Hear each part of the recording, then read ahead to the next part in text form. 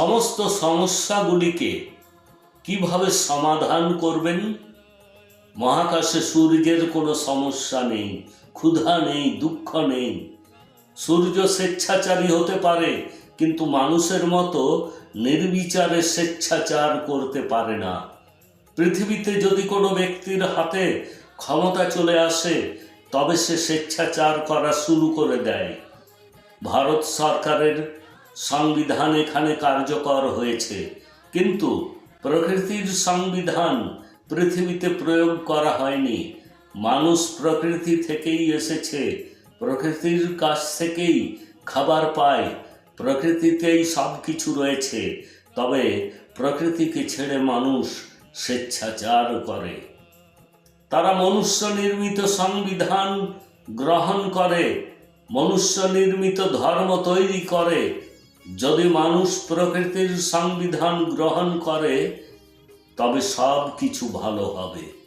যদি পৃথিবীতে ঈশ্বর থেকে থাকেন, তবে পৃথিবীতে প্রায় 400 রকমের ধর্ম কোথা থেকে এসেছে? এটা ভাবার বিষয় যে পৃথিবীতে সর্বপ্রথম কে এসেছিলেন, আল্লাহ, ঈশ্বর, গড, নাকি মানুষ? যিনি আপনাকে তৈরি করেছেন তাকে শ্রদ্ধা করুন, সম্মান করুন। পৃথিবীতে গাছপালা যদি না থাকতো, তবে মানুষ কিভাবে শ্বাস নিত? গাছ এবং উদ্ভিদের জন্যই মানুষ জীবিত থাকে।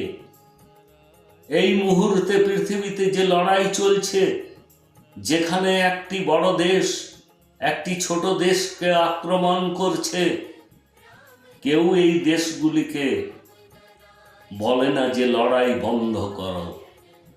প্রত্যেকেরই প্রকৃতির নিয়মগুলিকে অনুসরণ করা উচিত। আমরা যদি সংবিধান সম্পর্কে কথা বলি, তাহলে দেখা যায় যে মানুষ তাদের অধিকার সম্পর্কে জানে না। মানুষ তাদের মৌলিক অধিকার কি তা জানে না।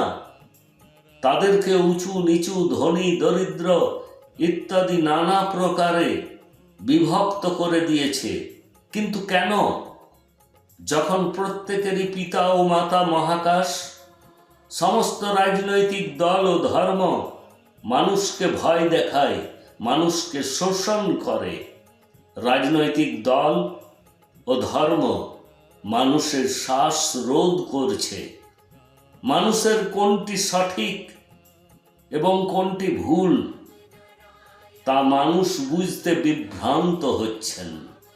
যারা ধর্মের ঠিকাদার, তাদেরও একটা দায়িত্ব রয়েছে, তবে তারা তাদের দায়িত্ব পালন করেন না। তাদের নিঃস্বার্থ হয়ে মানুষকে সহায়তা করা উচিত, তবে তারা তা করেন না।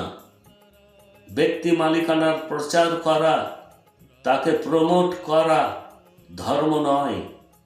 যতক্ষণ পৃথিবীতে ব্যক্তি মালিকানা থাকে, ততক্ষণ পৃথিবীর কোনো কল্যাণ হতে পারে না। মানুষ পৃথিবীর কোলেই রয়েছে। প্রায় 4000 বছর আগে কোনো ধর্ম ছিল না। প্রাচীনকালে প্রত্যেক ব্যক্তি বলতেন যে কর্ম আমাদের ধর্ম। আপনি যে কোনো ধর্মীয় গ্রন্থ পড়ে দেখুন, আপনি এই উল্লেখটি পাবেন। আমাদের মহাগুরু বালক ব্রহ্মচারী মহারাজ বলেছেন যে কর্ম কোনো ব্যক্তি করে না, তবে কর্মই আমাদেরকে সৃষ্টি করে। আমাদেরকে এখানে পাঠিয়েছে, আমাদের জন্ম দিয়েছে মহাকাশ এবং প্রকৃতি। আমরা এগুলি থেকে জন্মগ্রহণ করি। আজ মানুষের যা কিছু আছে তা হলো মহাকাশ ও প্রকৃতির উপহার। মহাকাশ, পৃথিবী, জল, বায়ু এবং শক্তি, এই পঞ্চভূত থেকেই সব কিছুর সৃষ্টি হয়েছে। যদি এই পঞ্চভূত না থাকে, তবে আমরা কিভাবে শ্বাস নেব, কিভাবে আমরা বাঁচব? এজন্য কর্ম যা কিছু হয়, তা এই সব কিছুর মাধ্যমে হয়। মানুষ শুধু চিন্তন করে এবং সিদ্ধান্ত নিয়ে চলে। এই পৃথিবীতে সবাই সমান, তবে এখানে মানুষ বিভিন্ন ধর্ম তৈরি করে বর্ণবাদের জন্ম দিয়েছে। মানুষের হৃদয়ে বৈষম্য তৈরি করা হয়েছে। আমরা সবাই একই পৃথিবীর জীব, সবাই একই পৃথিবীতে বসবাস করি। তবে জানি না সমাজ পৃথিবীকে বর্ণবাদ ও ধর্মের নামে কেন অনেক অংশে বিভক্ত করেছে। যদি এসব অব্যাহত থাকে তবে সমগ্র পৃথিবী একে অপরের শত্রু হয়ে উঠতে বেশি সময়ই লাগবে না। আমাদের ভালোবাসার বার্তা দিতে হবে, শত্রুতার নয়, হৃদয়ে ঘৃণা নয়, ভালোবাসার বীজ বপন করতে হবে।